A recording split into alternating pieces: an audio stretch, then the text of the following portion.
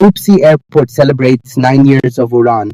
हमारे सम्माननीय राहुल सर जो एयर ट्रैफिक कंट्रोलर एटीसी विभाग से हैं, उन्होंने कहा का फुल फॉर्म है उड़े देश का आम नागरिक।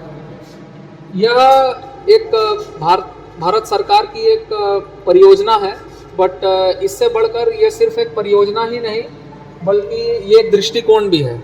इसे आज 9 वर्ष हो चुके हैं। ये 21 अक्टूबर 2016 को नागर विमानन मंत्रालय द्वारा लॉन्च हुआ था, जिसके अंडर में शिमला से दिल्ली पहली फ्लाइट शुरू हुई थी 2017 में।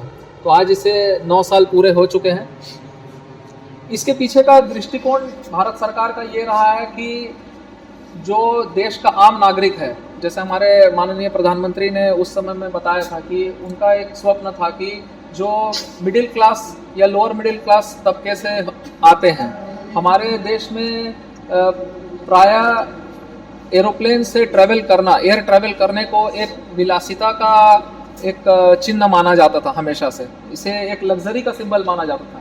लेकिन इस स्कीम के तहत उनका ये विचार था, ये फिलॉसफी था कि इसे मिडिल क्लास लोग भी ज़्यादा से ज़्यादा एयर ट्रैवल का फ़ायदा उठा सके, चाहे वो किसान हो, चाहे वो छोटे ट्रेडर्स हो। तो इसके अंतर्गत इस स्कीम को लाया गया और उन्होंने इस स्कीम को लाने के समय में ये देखा कि इसे तीन स्तंभों में इसको शुरू किया गया और इसका सक्सेस जो है इन्हीं 3 स्तंभों के आधार पर हम माप सकते हैं। पहला है एफोर्डेबिलिटी। उन्होंने ये किया कि अगर कोई यात्री 1 घंटे की दूरी तय कर रहा है एयर ट्रैवल से, तो उसका फेयर 2500 रुपीज़ को कैप कर दिया गया है। 2500 रुपीज़ से एक्स्ट्रा ज़्यादा नहीं होना चाहिए, जिससे बहुत सारे मध्यम वर्ग के लोग भी एयर ट्रैवल कर सकते हैं। पहले के समय में ये था कि एयर फेयर बहुत ज़्यादा भी हो सकता था, लेकिन अब इसको कैप कर दिया गया, 2500 रुपये से ज़्यादा नहीं हो सकता है। इसके कारण में बहुत सारे लोग जो कि पहले एयर ट्रैवल का सिर्फ स्वप्न देख सकते थे, वो एक्चुअल में एयर ट्रैवल कर सकते हैं। दूसरा, हमारा एयरपोर्ट भी इसका एक बहुत बड़ा बेनिफिशियरी रहा है। आसपास के जिलों से और आसपास के लोग भी बहुत सारे यहाँ पर एयर ट्रैवल कर रहे हैं। दूसरा है कनेक्टिविटी।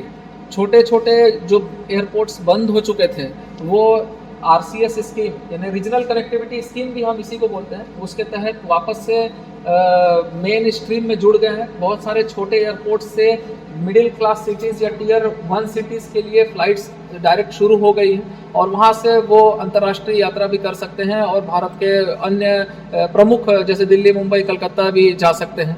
बहुत सारे ट्रेडर लोग रहते हैं, उन्हें अपना बिजनेस के लिए जो सामान भेजना, सामान का व्यापार करना होता है, वो भी वहाँ तक अपना माल पहुँचा सकते हैं। बहुत सारे छोटे जगह के तबके के लोग भी।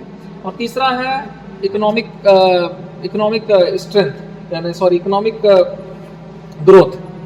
तो कोई भी स्कीम को सक्सेसफुल होने के लिए इकोनॉमिक ग्रोथ की बहुत आवश्यकता है। तो जैसा मैंने बताया कि जितने ज़्यादा लोग फ्लाई करेंगे, और किसी भी देश में ऐसा माना जाता है कि उसका वित्तीय या इकोनॉमिक ग्रोथ उतना ज़्यादा होता है जितना ज़्यादा वहाँ पर फ्लाइट्स चलते हैं, जितना ज़्यादा वहाँ एयर रूट्स होते हैं। तो आप ये आंकड़े भी बताते हैं, करीब 1,56,00,000 पैसेंजर्स इससे बेनिफिट हुए हैं। 3,23,000 फ्लाइट्स हम लोग ऑपरेट किए हैं 9 साल में, और करीब 700 के करीब नई रूट्स नए इस्टेब्लिश हुए हैं।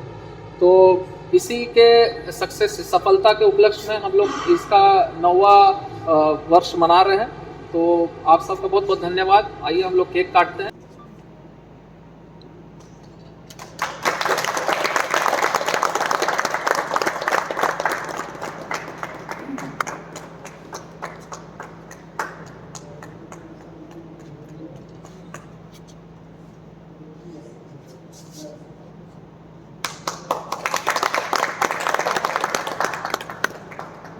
ये वीडियो अगर आपको पसंद आया, प्लीज़ दूसरों को देखने के लिए मौका दें। एयरपोर्ट का जो दृश्य, जो नेचर होते हैं, उसको देखने के लिए मौका दे दीजिए, और हो सके तो लाइक, कमेंट और शेयर कीजिए।